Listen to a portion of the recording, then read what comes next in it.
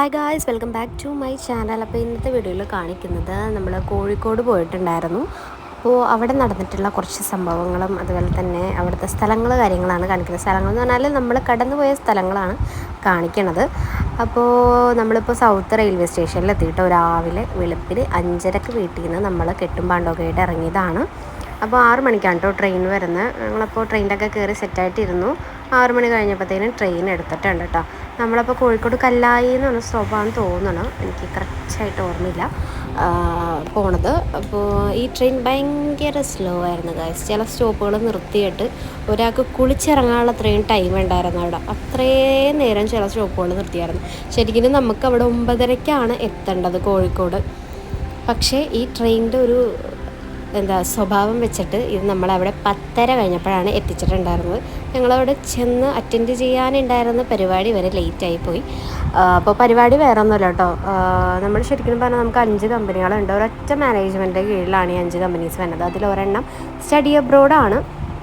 അപ്പോൾ സ്റ്റഡി അബ്രോഡിൽ ഉള്ള ആൾക്കാരാണ് പോണത്. അപ്പോൾ അതിൽ എന്നെയും കൂടി ഇൻക്ലൂഡ് ചെയ്തിട്ട് ഞാനും കൂടി പോണേന് വരും. അപ്പം കണ്ടോ, അപ്പോൾ ഞങ്ങളിവിടെ റെയിൽവേ സ്റ്റേഷൻ്റെ അവിടെ എത്തിയിട്ട് 10:30. പിന്നെ അത് കഴിഞ്ഞ് ഓട്ടോയിൽ ഞങ്ങൾ 3 ഓട്ടോയിനാണ് പോണത്. അപ്പോൾ ഹെഡ് ഓഫീസിൽ നിന്ന് 10 പേരെന്തോ ആണ് ഉള്ളത്. അതിലൊരാൾ ഞാനാണ്. അപ്പോൾ ഞാനും മെറീന ചേച്ചിയും കൂടെയാണ് കേട്ടോ ഒരു ഓട്ടോയിൽ കയറിയിട്ട് പോണത്.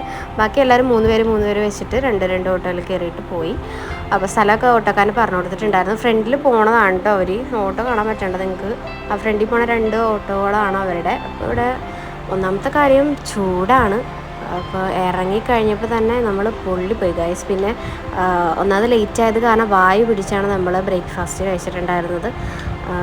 ചായ അതുപോലെ തന്നെ വെള്ളപ്പം കറിയൊക്കെ ആയിരുന്നു. അപ്പോൾ അതൊക്കെ കഴിച്ച് കഴിഞ്ഞിട്ട് നമ്മൾ നേരെ പരിപാടി നടക്കുന്ന ഹോളിലോട്ട് പോയിട്ടോ.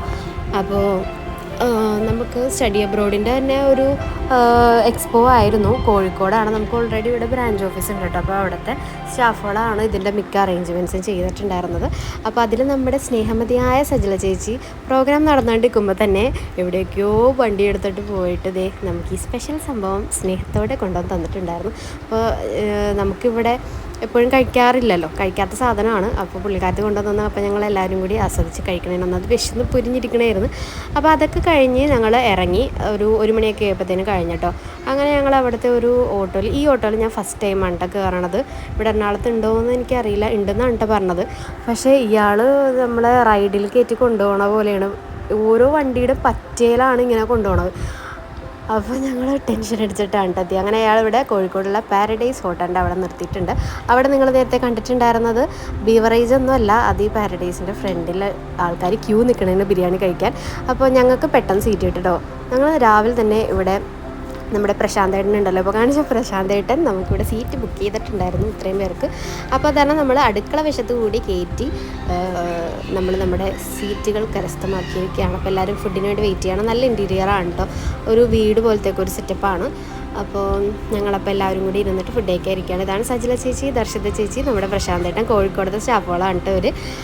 അപ്പോൾ ഞങ്ങൾ ഫുഡ് കാര്യങ്ങൾ പറഞ്ഞു. നമ്മളിപ്പോൾ ചിക്കൻ ബിരിയാണിയാണ് പറഞ്ഞത്. ബീഫ് പറയാമെന്ന് നോക്കിയപ്പോൾ ഇവിടെ ബീഫ് ഇല്ല എന്ന് പറഞ്ഞു. കഴിഞ്ഞതൊന്നുമല്ല, ബീഫ് ഇല്ല എന്നാണ് പറഞ്ഞത്. പിന്നെയുള്ളത് സ്പെഷ്യൽ ചിക്കൻ ഫ്രൈ ബിരിയാണി അങ്ങനെ എന്തോ ആണ്, അതുണ്ടായിരുന്നു. പിന്നെ ഉണ്ടായിരുന്നു മട്ടനാണ്. അപ്പോൾ അതായിരിക്കുന്ന സാധനങ്ങൾ മട്ടനാണ് പറഞ്ഞിട്ടുണ്ടായിരുന്നത്. അപ്പോൾ നല്ലതായിരുന്നു. കഴിച്ചു നോക്കിയപ്പോൾ എനിക്ക് ഏകദേശം ഒരു ബീഫിൻ്റെ ഒക്കെ പോലത്തെ ഒരു ടേസ്റ്റാണ് തോന്നിയത്. അങ്ങനെ ഞങ്ങൾ വെയിറ്റ് ചെയ്ത് നമ്മുടെ സാധനം വന്നിട്ടുണ്ട്. പക്ഷേ ഭയങ്കര ക്വാണ്ടിറ്റി ആയിപ്പോയി. ഒരെണ്ണം 2 പേർക്ക് കഴിക്കാൻ പറ്റുന്നതായിരുന്നു ഗൈസ്. അങ്ങനെ ഞങ്ങൾ ഒരെണ്ണം 2 പേരാക്കി അങ്ങനെയാണ് കഴിച്ചിട്ടുണ്ടായിരുന്നത്. ബാക്കി വന്നിട്ടുള്ളത് അവരോട് എടുത്തോളാൻ പറഞ്ഞു. പിന്നെ ഉണ്ടായിരുന്നത് ജ്യൂസ് കാര്യങ്ങളൊക്കെ പറഞ്ഞിട്ടുണ്ടായിരുന്നു. അപ്പോൾ അതിനകത്ത് അഞ്ജലീന ജ്യൂസ് എന്ന് പറഞ്ഞിട്ടൊരു വെറൈറ്റി പേര് കണ്ടിട്ടുണ്ടായിരുന്നു.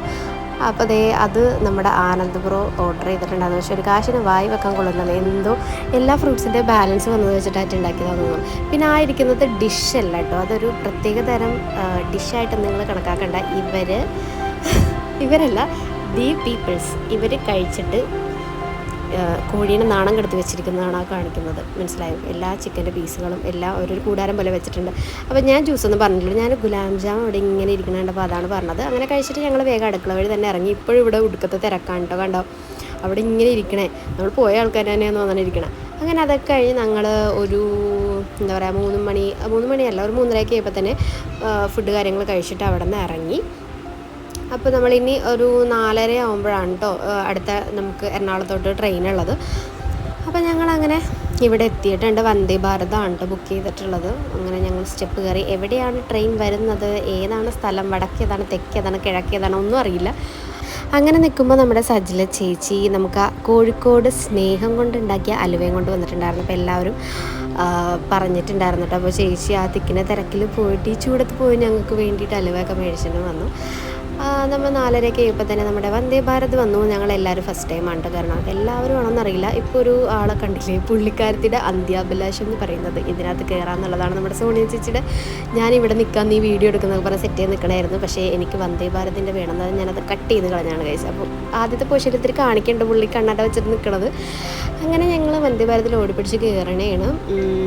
ഇതാണ് കേട്ടോ വന്ദേ ഭാരതിൻ്റെ അകത്തത്തെ. ഒന്നും എടുക്കാനൊന്നും പറ്റിയിരുന്നില്ല. കാരണം ഭയങ്കര സ്പീഡായത് കാരണം നമ്മുടെ ഇവിടുത്തെ ബസ്സിൽ നിൽക്കൂലേ അതേപോലത്തെ ഒരു ഫീലാണ്. ബാക്കിലോട്ട് ഇങ്ങനെ വീഴാൻ പോകണ പോലത്തെ ഒരു ഫീലാണ്. അതുപോലെ വേഗം കയറി എല്ലാവരും സീറ്റിലിരുന്ന് വണ്ടി എടുത്തട്ടോ. അപ്പോൾ ഞാൻ എന്താ പറയുക നല്ല ക്ലിയർ ആയിട്ട് ഇങ്ങനെ കാണാം. ഫുൾ AC ആണ്.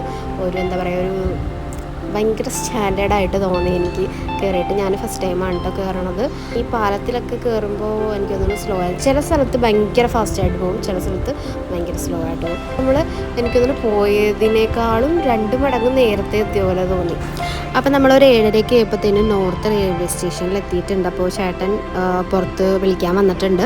ഇനി നമുക്ക് പരിപാടി എന്ന് പറഞ്ഞാൽ നേരെ വീട്ടിൽ പോവുക, ഫുഡ് കഴിക്കുക, മേല് കഴുകുക, ഉറങ്ങുക. ഇതാണ് ഇന്നത്തെ പരിപാടി. അപ്പോൾ ഇത്രയുള്ള ഇന്നത്തെ വീഡിയോ എല്ലാവർക്കും ഇഷ്ടപ്പെട്ടിട്ടുണ്ടെന്ന് വിചാരിക്കുന്നു.